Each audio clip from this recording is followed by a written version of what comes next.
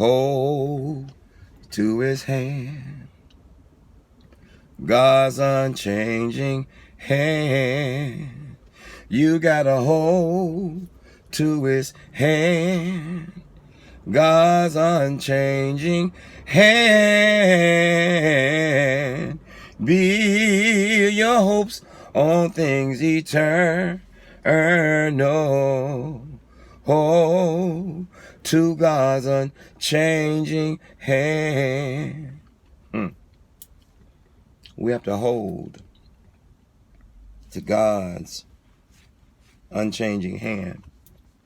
We have to build our hopes on things eternal. Hold to God's unchanging hand. It's amazing how we hold on to stuff that hurt us. It's amazing how we hold on to people who hurt us and hurt us and hurt us. It's amazing how we hold on to relationships and marriages and people who don't seem to want to be held on to. The Bible says to lay aside the weight of sin which so easily besets us. And sometimes trying to hold on to a person, a drug, an addiction, a job, a relationship, a friendship, a partnership. Sometimes trying to hold on to things that are pulling you down cause you to go below sea level, and you can't see how it's pulling you down. We have to hold to God's unchanging hand. We have to build. That's not the Lord. That's some guy in his car coming out with his high beams in my face. I guess he wanted to show us how much the Lord shines inside of us. But we have to build our hopes on things eternal. Some of us have tried to hold on to things that, we loved, we cared about, we wanted, and sometimes we thought we needed. My grandmother used to say, what you want can kill you, but what you need can save your life.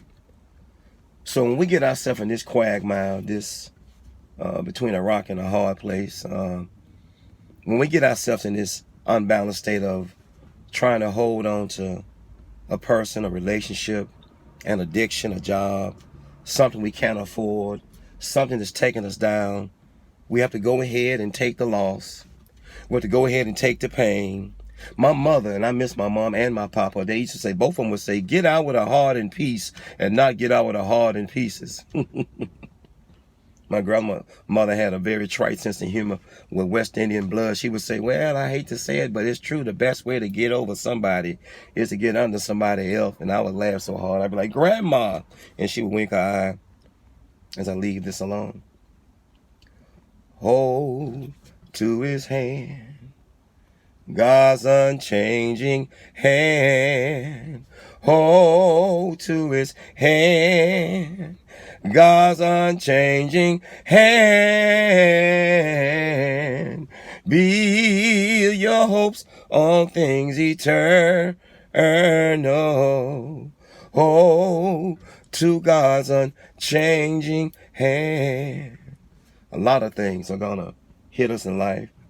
Death, divorce, pain, depression, mental problems, and all above.